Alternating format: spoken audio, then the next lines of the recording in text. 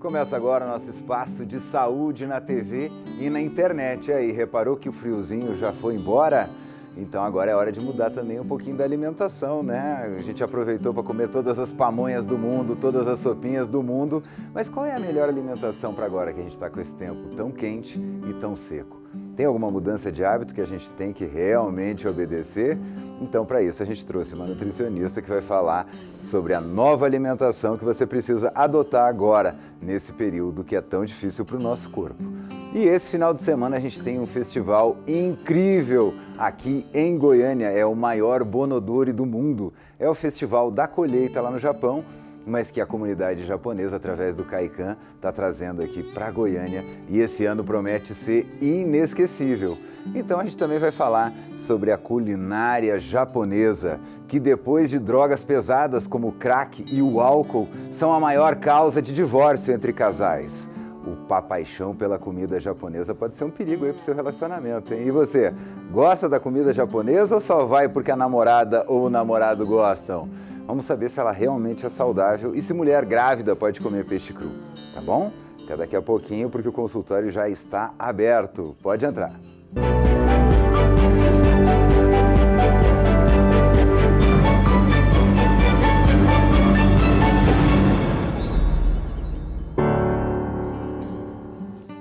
E a nossa convidada de hoje aqui no estúdio é a nutricionista Nani Sado, ela que já é sócia aqui, que é especialista em nutrição esportiva, especialista em nutrição estética, pós-graduada em fitoterapia aplicada à nutrição e membro da American Society for Nutrition. E ela vai falar um pouquinho também sobre, não só sobre a comida japonesa, né? Mas eu queria muito agradecer, né? Primeiro, sua presença aqui. Muito obrigado por abrir de novo seu consultório pra gente. E muda alguma coisa nessa época mais quente, mais seca? A gente curtiu o friozinho, né? Tem gente que gosta de falar do friozinho, eu não gosto não. Muito obrigada, né? Primeiro pelo convite novamente. Ai, eu amo frio. Adoro. Eu amo frio. Nossa, é muito bom, assim. Esse calor de Goiânia ainda é muito seco, né? Sim, sim. Por um lado também é bom, porque assim, praticar esporte também no calor e com umidade é muito mais difícil, porque você fica mais difícil de dissipar calor. Mas vamos lá para a alimentação, né? Agora está muito quente. Goiânia é muito quente, está muito seco. Então a gente tem que priorizar mesmo a hidratação para tudo, né? Hidratação para o seu intestino funcionar melhor, para você emagrecer, para bem-estar, para absorção de vitaminas. Então a gente precisa ir para essa alimentação agora muito mais líquida. É engraçado que a gente costuma usar 30 ml de água vezes o seu peso. Então, uma pessoa que tem 50 quilos seria 1,5 litro de água. Aqui em Goiânia a gente usa 35, que é a mesma de idoso, porque é muito seco. Então, seria mais água ainda. E quando eu falo assim, 35, 1,5 litro, a pessoa acha assim, né? É 1,5 litro de líquido. É água, só água. Fora suco, fora água de coco, fora um isotônico, é água. O resto é bônus. O A resto água é bônus. que é o Exatamente, a fruta, Nossa, né, a melancia ali, isso é bônus. Não sabia que idosos tinham que beber mais água do que... Tem alguma razão? O organismo perde mais? Eles são mais desidratados, né? Eles desidratam mais naturalmente. E não sei se você já reparou, até a pele deles é um pouquinho mais sequinha. Sim. Você pega assim, a gente vai ficando assim também, né? Já vai pegando assim, a gente vai ficando. Mas é bem fininha a pele, então eles precisam mais. E para a função renal também, trabalhar melhor, né? A gente vai ficando mais velho, é uma máquina, né? O rim precisa de uma ajudinha extra. É uma máquina, não tem jeito. Não, e muito bom isso, porque realmente a gente agora nessa época tá todo mundo seco, né? Não tem jeito, a pele aqui. E muitos nutricionistas falam que a gente tem que tomar um copo de água de manhã. Acordou, tomar um copo d'água. Hoje, essa época nem precisa, né? Que a gente acorda, não consegue nem abrir a boca, né? De tão seco que a gente tá. Então, essa recomendação, ela é válida de tomar um copo d'água em jejum, assim, chegar a acordar e tomar água. O que faz isso dentro do organismo? Super válida. Porque imagina, você fica... Vamos pegar uma pessoa que dorme 8 horas, por exemplo. Eu durmo 8 horas. Você fica 8 horas com as suas funções metabólicas. Num lugar seco igual o nosso, com ar-condicionado ligado às vezes. Então você realmente vai desidratar pela respiração, pela transpiração, por tudo. Então é super válido tomar essa água. E a pessoa fala, eu não consigo tomar água, sozinha, água. Que tem pessoas que não gostam do gosto da água, parece engraçado, né? Mas tem pessoas que não gostam. Então, joga um pouquinhozinho de limão, espreme o limão, tenho gastrite, não posso. Faz água saborizada, coloca outras frutas, sabe? Coloca, às vezes, o caju, quando tá na época, uma laranja, uma mexerica, é só fazer os furinhos nela, colocar na água e deixar ali. Então, a gente tem uma água saborizada, porque fica muito melhor da pessoa tomar essa água de manhã. Mas ao contrário, né, do suco, que é espremido ali, tem todo o açúcar. É só para dar água, só para dar o gosto. É só para chá gelado mesmo. Também. O chá gelado, mas assim, nesse caso o ideal é a água mesmo. Água com gás, vale? Vale. Vale? Vale super. A gente tinha estudos que mostravam que a água com gás podia esfoliar, né? Você podia perder cálcio. Então a gente controlava mais, mas depois saíram novos estudos, novas meta-análises, colocando que não tem essa perda de massa óssea, de cálcio, por causa da água com gás. Então é válido você misturar também com a água. A água de coco também vale, ela tem baixa caloria, tem os minerais, também pode estar revezando. E é engraçado que na escola a gente aprende que a água é inodora, incolor e insípida, né? Quer dizer, não tem cheiro, não tem cor, nem sabor. Mas a realidade é que a água tem sabor, sim, né? Por que a gente aprende isso? Tudo. Eu acho que quando a gente fala de sem sabor é porque ela não vai mudar o sabor, às vezes, do alimento, né? Porque na sua boca eu acho que sempre tem sabor. Eu gosto. Por exemplo, eu não gosto muito de água natural. Eu gosto mais da água gelada, né? Eu tenho essa coisa da água mais gelada. Então, e tem pessoas que já não gostam. Você já reparou? Fala, não, eu quero natural. Então, tem isso também. Para quem gosta de água gelada e às vezes precisa trabalhar com a voz, é locutor ou trabalha aqui na TV, tem um segredinho que eu aprendi uma vez assistindo um cara na entrevista do Jô Soares, que ele era cantor e ele dizia, eu detesto água em temperatura ambiente, eu amo água bem gelada. E aí perguntando, mas não estraga a voz? Ele disse, segura na boca uns segundinhos que esquenta o suficiente para não te machucar. Então, bota água gelada, pode tomar água gelada, só segura um pouquinho, gira a língua na boca que já esquenta o suficiente para não te machucar. Então, sempre tem como a gente dar um jeitinho e fazer aquilo que a gente gosta, né? A gente é criativo. A gente é criativo. E comida. A gente, né, pega muita pamonha, quando tá frio, nas pamonharias, chega 3 da tarde já não tem mais nada, né? Sopa a gente faz em casa, e agora no calor já começa a ficar mais pesada essa alimentação. Tem alguma coisa que realmente ajuda a gente? Porque até no calor, quando a gente termina de comer, chega a dar aquela... A gente fala que dá tristeza, né? É a glicemia, né? A gente fala que a insulina vai subindo, a sua carga glicêmica, né? Então, você dá aquela baixa, seu corpo dá uma baixa. E no calor é muito mais violento, né? É muito mais, porque você já está com o metabolismo comprometido, né? Ele já está trabalhando ali para manter. E no frio também, se estiver muito frio também, seu metabolismo está um pouco mais acelerado, né? Para manter aquela temperatura normal dele. Mas nessa época o ideal mesmo é prestar muita atenção nos líquidos mesmo, então fruta. A fruta a gente tem bastante líquido, né? Melancia, o melão, quando pensa em verdura, o pepino, elas são alimentos que têm muito mais água na composição, então isso aí já ajuda. E pegar uma alimentação mais leve, as saladas com um arroz integral, por exemplo, e com umas... bem variado, colocar o tomate ali que tem um pouquinho mais de água, o pepino sempre com a casca dele é digestiva, né? Porque tem algumas pessoas que falam, nossa, eu odeio comer pepino, mas é isso, é ter ele com a casca, né? E a gente está de volta agora com um reforço no nosso time, hein? Porque além da Nani, a gente tem a Beatriz Toyama Watanabe, eu falei direitinho, é isso mesmo? É isso mesmo. Que é uma das coordenadoras, né, que se dedica o ano inteiro praticamente para poder trazer esse festival tão lindo, Matheusinho. Se puder botar as imagens aqui no telão, a gente vai mostrar as imagens do Bonodori do ano passado, né? Que olha o tamanho desse festival. Inclusive o próprio embaixador do Japão aqui no Brasil diz que é o maior e o melhor do mundo. Queria que você falasse um pouquinho dessa importância de realizar um evento desses para mostrar não só a gastronomia, né, que a gente vai falar, mas também a cultura, os hábitos, dança, é uma gama muito grande, né? O que é o Bonodori? Pra gente, assim, da Associação Nipo-Brasileira de Goiás, o Bonodori, ele é uma tradição, né, que vem acontecendo por muitos anos já. Só que essa tradição, a gente foi crescendo ela no decorrer dos anos, né?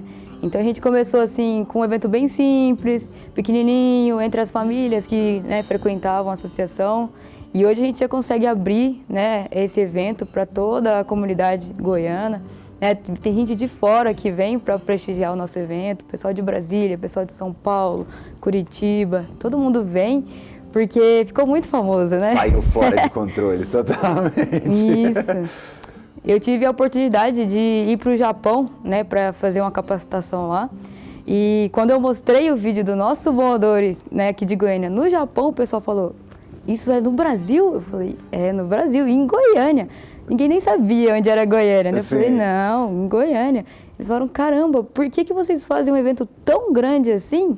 Fora do Japão, né? Nem eles não entendiam um evento tão tradicional japonês, né, acontecendo fora do país deles, ficaram chocados, assim, sabe? E a gente falou, não, porque lá eles têm a cultura o tempo inteiro para eles, né? No Japão, qualquer um que vai, a cultura 100% do tempo tá lá. A gente não, a gente tem momentos específicos, momentos especiais.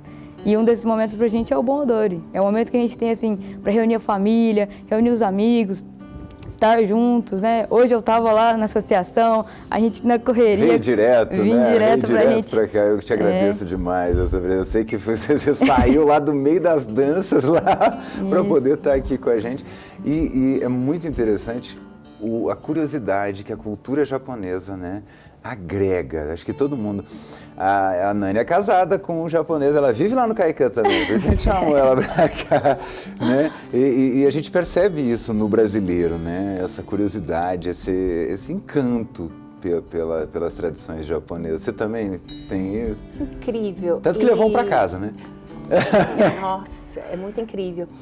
E você falando do Japão, né? Eu fiquei 1 ano estudando, fazendo a nutrição estética no Canadá, e eu me lembro da mesma coisa, porque eu estudei com alguns japoneses. E aí eu mostrei as fotos, eles falaram, como? Isso é no Brasil? Eles não entendiam mesmo o tamanho que era a festa. Aí eu mostrei também do jantar típico, eles ficaram assim impressionados, e assim, por ver que, porque eles imaginam, eles entendem que tem mais japonês ali para São Paulo. Mas como assim? No centro do país, vocês têm uma festa tão grande, né? E ficaram encantados com a decoração, com tudo. É muito bonito, né? Isso, de ver o próprio japonês vendo o tanto que a cultura dele é valorizada, né? Aqui. E os brasileiros valorizando, né? Porque, nossa, meus amigos adoram, amam. É lindo, porque a gente chega lá, todos os brasileiros entram. O brasileiro também tem essa alegria e abraça. A gente estava falando sobre o Brasil abraçar a cultura, assim, outras culturas com uma facilidade muito grande. E aí você vê todo mundo dançando, todo mundo ali, né, interagindo. E tem uma coisa que eu acho que esse festival ele traz de muito saudável para nossa cabeça como brasileiro, que é perder um pouquinho a ideia de que comida japonesa é só sushi. E como vocês enxergam isso? Comida japonesa, não, isso é sushi. Comida japonesa tem muito mais, né? O que é a comida japonesa para além do sushi? Porque muita gente tem, né, esse estigma de, comida japonesa, sushi e sashimi. Sashimi também sempre está incluso. Mas pra gente, né, que vive nessa cultura, né, no caso, os meus avós vieram do Japão. Então, na casa, né, dos meus avós, o arroz japonês está sempre presente, né? E muitos não entendem, né? O arroz japonês e o arroz brasileiro, ele é muito diferente, né? O arroz brasileiro, ele é temperado, ele é feito à base de óleo, né? Tem que fritar o alho e tal, cebola, põe sal. O arroz japonês não, é só o arroz bonitinho com água cozida. Nada mais. Que o arroz do sushi que a gente faz, ele vai o vinagre, açúcar, não. Mas Isso. o arroz mesmo que vocês comem no dia a dia não tem nada Não daqui, tem não é o mesmo nada. arroz do sushi. É o arroz do sushi, só que sem aquele tempero todo. Sem nada. Ou seja, ele é Isso. muito mais saudável. Que eu até, muita gente vai falando, não, porque sushi é saudável, o arroz do sushi tem bastante açúcar, Tem né? mesmo. Não é? Tem que tomar mais Qual é o cuidado. café da manhã tradicional no Japão, digamos assim? Muita gente assusta, mas o café tradicional do Japão é uma porção de arroz, o arroz japonês, né? Normalmente tem uma sopa, um misoshiro, alguma sopa à base de peixe, e aí tem alguma carne, normalmente peixe que eles colocam, né? Tem muita gente que também come natto, não sei se você já ouviu falar, que é aquele feijão, a soja fermentada, né? Ele parece um feijãozinho e aí ele solta muita baba. Falam que ele é muito nutritivo, mas eu vou ser sincera com você, não tive coragem de comer, não. Parece um pouco quiabo, assim, você olha um pouco daquela baba do quiabo. Eu já tive a coragem de experimentar. Pra gente, o paladar, ele é bem diferente. Não vou dizer que eu gostei, mas também não vou dizer que eu não gostei. Assim, eu fiquei, sabe aquela... Em choque.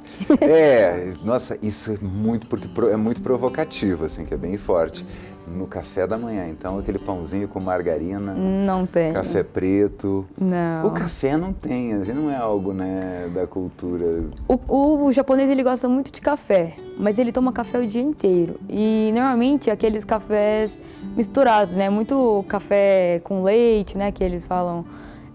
Lá tem muito aquelas... as maquininhas de bebida. Então, muito é industrializado também. Então, todo lugar que você vai, tem as garrafinhas, né, de café. Você vai lá, coloca uma moedinha, aperta o botãozinho, tchum, cai um café prontinho para você. Então, eles consomem mais desse tipo, né, de bebida. Eles gostam também muito do chá verde. E o chá verde deles é muito diferente do nosso. Hoje, para você encontrar o chá verde que eles usam mesmo, tem que ser uma casa de chá bem especializada. Então, um chá bem concentrado, que tem muito mais fitoquímicos. Então, é um chá totalmente diferente. Eles gostam muito e é fácil. E o do café da manhã, eu lembro que no hotel era desse jeito. Só que lá tinha uma alga, não sei se você lembra.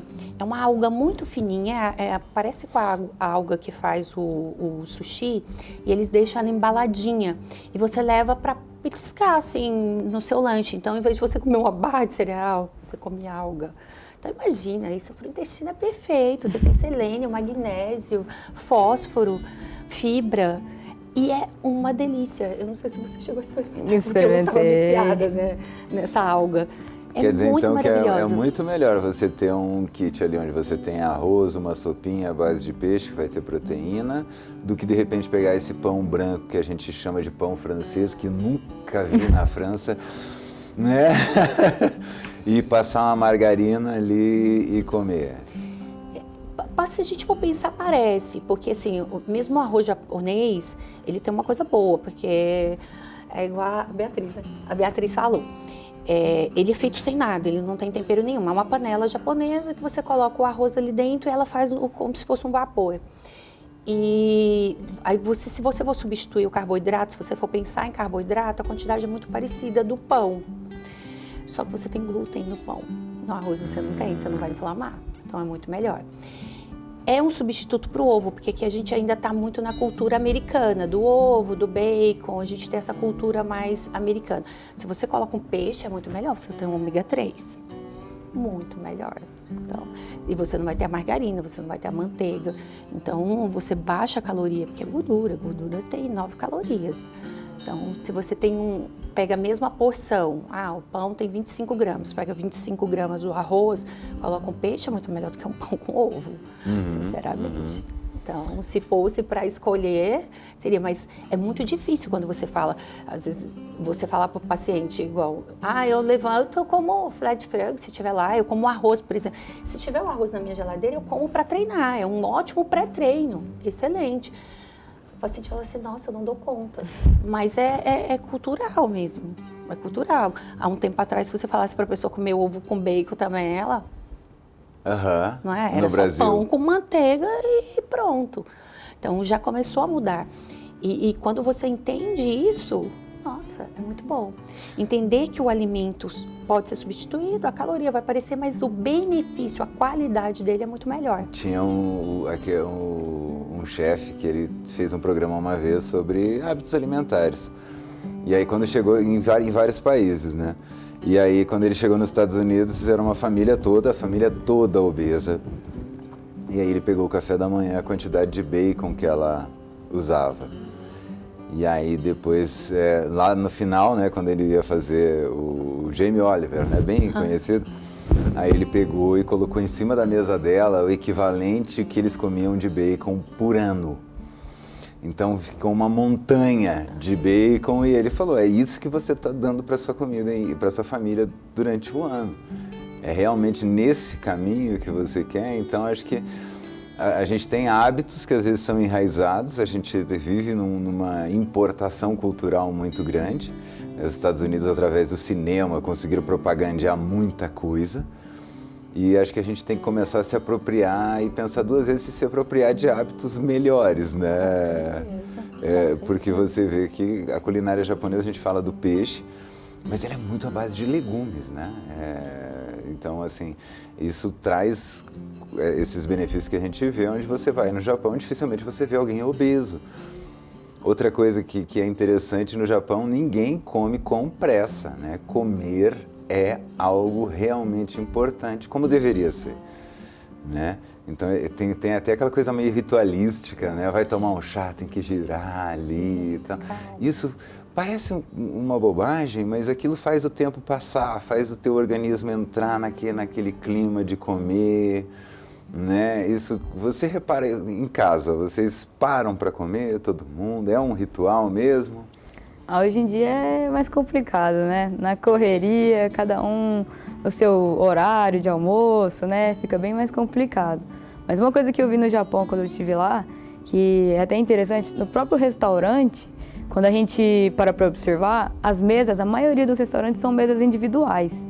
Eles não têm esse costume de sentar em grupo para beber. Normalmente à noite, né, para comemorar alguma coisa, sentam em grupo. Mas no dia a dia, na rotina, sentam em mesas individuais para você, né, ter seu foco total ali na alimentação. Prestar atenção no que você está comendo, como você está comendo, mastigar direito os alimentos. Eu recebi muita bronca quando eu estive lá, porque a gente aqui tem o hábito, por exemplo, eu compro um sorvete e saio andando na rua tomando esse sorvete. Lá no Japão, é falta de educação fazer isso. Sério? Você não pode, você comprou um sorvete, você para, toma o seu sorvete e depois você continua a fazer o que você tiver que fazer. Você não pode sair, hipótese alguma, comendo ou bebendo alguma coisa. É falta de educação lá. Que interessante. Nossa, devia ser aqui também. Da nutrição, fisiologicamente, você falando, prestar atenção na comida, você parar para ver o que você está comendo, isso baixa os hormônios, né? Você baixa a grelina, que é o hormônio da fome, e você consegue subir muito mais rápido a leptina, porque eles são contrarregulatórios. Então, você come menos também, porque você acaba prestando atenção, e você olha para a comida, você presta atenção, você sente o cheiro da comida e come muito mais devagar. Então, é uma das estratégias que se usa hoje no emagrecimento, é fazer isso com o paciente, ensinar essa prática que a gente chama de mindfulness eating, né? Colocar essa parar para você poder comer, que é o que eles já fazem há muito tempo. Que é cultural lá, a gente devia se apropriar dessa cultura também. Interessante, mas eu adorei essa de respeita o sorvete, para aí e dá a atenção que ele merece. Muito bom, é falta de educação, então você sair andando, comendo alguma coisa, com o sorvete. Até nas próprias feirinhas, né, que a gente aqui, a feirinha é própria para você ir lá pegar alguma coisa rápido e continuar o que você está fazendo, né, lá não. Tem a feirinha, mas você vê todo mundo em pé, encostadinho num cantinho, come e pronto. Aí de depois frente, assim, da barraquinha. ver. Eu lembro da ostra, uma ostra enorme, assim, acho que foi a maior que eu já comi, assim, muito grande. E é exatamente isso mesmo, eles pegam a ostra e ficam ali. Eles não vão pegar aquela ostra e vai ficar ali, come de frente da barraquinha. É muito maravilhoso. São vários ingredientes, então eu reparo muito isso, né? É para muito além do sushi. E eu até achei, quero que tu coloque aí, que eu tive que até fazer uma colinha do yakitori. E olha aí, é o espetinho, gente, igualzinho aqui em Goiânia. Quer dizer que todo lugar tem, de alguma forma, a gente se cruza em algumas coisas, né? Na cultura do espetinho, ela é mundial, eu acho. Mas o que eu reparei, sempre tem legumes enfiados ali, né? Lá no sul a gente chama de xixo, né? O espeto que tem carne, legumes. Então até nessa hora de fazer o espetinho tem a questão dos legumes. E uma coisa que eu também achei interessante, aqui no Brasil, não sei, talvez por uma razão de logística, o peixe do sushi é o salmão. No Japão não, né? No Japão é o atum, o peixe. E aí uma vez eu estava até olhando uma feira, assim, e os caras vão ao atum, e aí os restaurantes vão lá, e existe toda uma cultura de vou comprar o atum, mas tal. Tem gente que é contratada pelos restaurantes porque ele é um bom comprador de atum. Então, esses tempos a gente estava falando de segurança alimentar aqui, de restaurante, tal, aqui no programa, e eu imaginei como é levado a sério isso.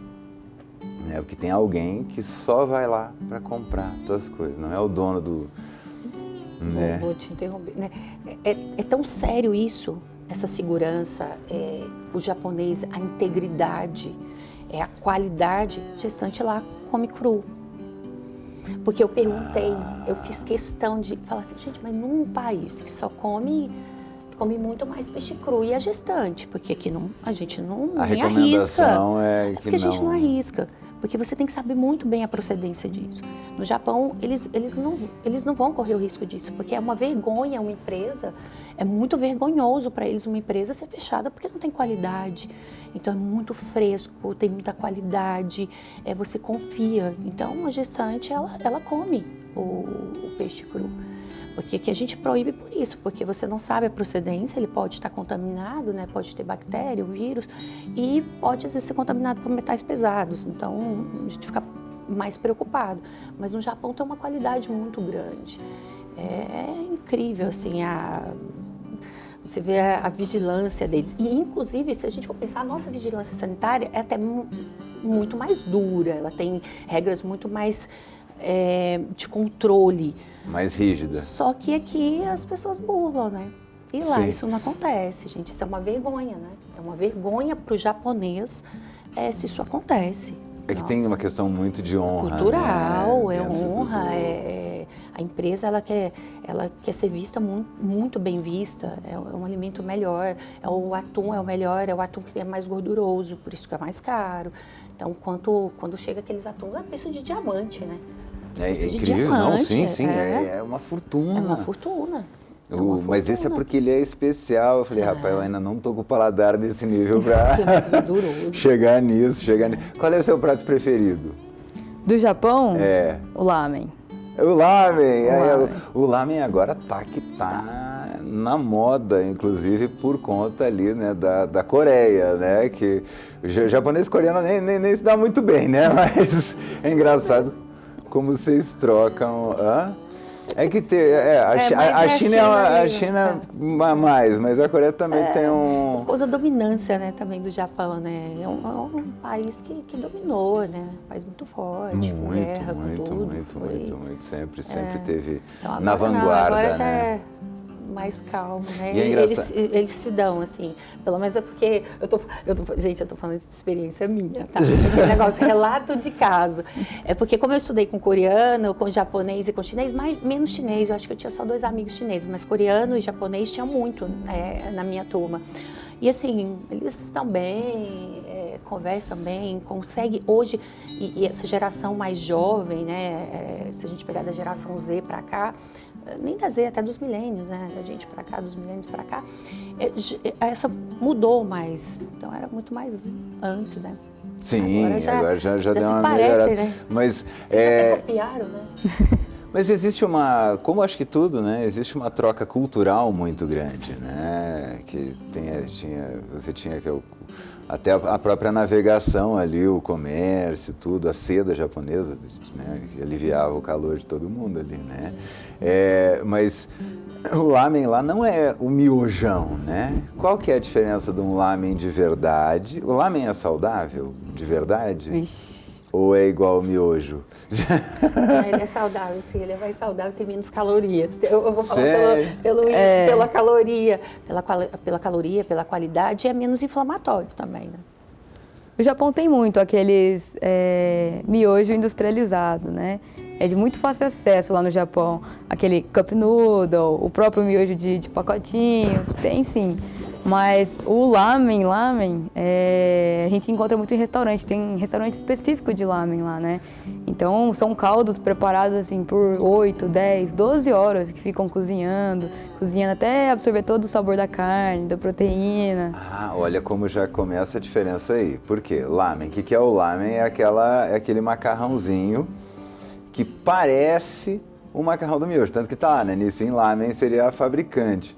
Mas aquilo não é o lamen, porque se tu cozinhar durante horas um macarrão daquele, ele é 3 minutos. Se for em 10 minutos, ele já... Sim. Então é um macarrão diferente, o do lamen Normalmente, original. cada restaurante ele tem o seu lamen próprio, né? Seu ingrediente secreto normalmente é o macarrão, né? Cada um tem sua receita, né? E o caldo é o que dá o charme para cada lamen. Então, cada restaurante tem um tipo de caldo diferente, né? Tem caldos feitos à base de carne, tem caldos feitos à base de legumes, tem caldo feito à base de miso, à base de shoyu. Então, cada caldo é de um jeito. Eu gosto mais da base de carne. Eu acho mais saboroso, ele é mais encorpado, é um caldo bem mais saboroso assim que os outros, na minha opinião.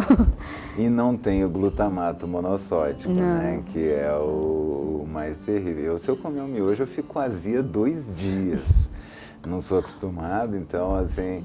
Mas agora todo mundo que assiste a série... E é verdade que tem que fazer o barulhinho? É sério? Porque o barulhinho para eles é uma forma de você mostrar que você gostou do prato. Quem não faz o barulhinho, mostra pro restaurante que você não ficou satisfeito com aquilo que você comeu. Nossa, o brasileiro que é todo, né, vai ficar com uma vergonha de fazer, tem que puxar com vontade mesmo. Tudo que é natural no Japão não é tabu. Né? Eu acho isso engraçado porque às vezes cheguei a ir para Nagoya 2 vezes só. Mas reparei que arroto, pum, essas coisas, ninguém tem vergonha de nada, de soltar lá. Eu acho isso é super saudável, né? Você encarar digamos assim, a fisiologia de uma forma natural. Vai mais além do que a própria alimentação, né? Você ter o direito de peidar, isso aí tinha que lutar por isso, hein? Vocês são quadrigêmeas, ela tem 3 irmãs gêmeas, então pensa, por isso que ela falou que não tem mais como almoçar desde que o pai teve 4 de uma vez, teve que sair para trabalhar, nunca mais voltou. e o lamen, ele qual que é a comida do domingo? Domingo? Tipo aqui, por exemplo, tem a família que tem a macarronada de domingo, frango assado de domingo, tem aquela comida que é mais especial, que é uma comida, digamos assim, familiar. Não me vem nada em mente agora. Porque normalmente o pessoal gosta de variar bastante, assim, sabe? Não tem um prato assim específico para um almoço de domingo, né? Varia muito. Tem os pratos que a gente faz, por exemplo, para festa, para as festividades. Então, pelo menos na minha família, o nishime é um prato que é feito assim quando tem alguma ocasião especial. É o aniversário, né, de alguém, é ano novo, é Natal. Normalmente tem nishime, porque é um prato que tem vários legumes e que cada um tem um tempo de cozimento diferente, que depois você junta e eles entram em conjunto ali, e formam um sabor incrível. Né? Então é um prato que dá muito trabalho para fazer. Normalmente quem faz são o pessoal mais velho, então minha avó, minhas tias, né? A gente nem arrisca porque vai dar errado. Vai dar problema. Mas isso é passado de geração em geração? Sim, sim. A gente tem observado que tem ficado algumas lacunas aí, né? Então, por exemplo, a minha avó hoje ela passa para mim, mas perdeu a geração da minha mãe, por exemplo, né? Então, assim, tem algumas famílias que têm deixado de passar isso e a gente está tentando resgatar agora, que a gente vê a importância, né? A gente fala, poxa, né, minha avó tá com 86 anos, já tá bem velhinha, né? Então a gente parou para pensar, nossa, preciso aprender tudo que eu puder, né? Para quando ela partir a gente não ter nenhum arrependimento, não sentir tanta essa falta, né? Então a gente tenta suprir agora, né, essas faltas que a gente teve e tenta aprender o mais rápido possível tudo que a gente puder para a gente poder manter as tradições, eu poder ensinar para os meus filhos, os meus filhos poderem ensinar para os meus netos e aí vai. Precisa. Para seguir a senhora no Instagram? @NutriBYNani, NutriByNani. NutriByNani. E para te seguir no Instagram e também convidar o pessoal lá para o Bonodori. Pode falar para essa câmera aqui, direto nos olhos do telespectador. O meu é @BiaT_Watanabe e nas redes da associação, @ANBGCaican. Pode estar obtendo todas as informações, né, do nosso Bonodori esse fim de semana. Ai, gente, ó, é um festival incrível. Vale a pena conhecer não só a culinária, que vai estar espetacular, aprender que realmente não é só o sushi, vai muito além. E além disso, tá? A cultura toda que vai estar lá presente, é dança, é música, é cada coisa e muitas cores. Eu gosto porque a cultura japonesa ela é muito colorida, assim. Então é encantador mesmo, tá, gente? Ó, espero vocês amanhã. Está começando um congresso agora no Brasil, importantíssimo, congresso mundial sobre doenças raras e TEA, tá? Do transtornos do espectro autista. Então amanhã a gente vai estar com 2 convidados muito especiais aqui no estúdio para falar sobre esse evento tão importante. Te espero amanhã e te espero lá no Clube Caican para o Bonodori.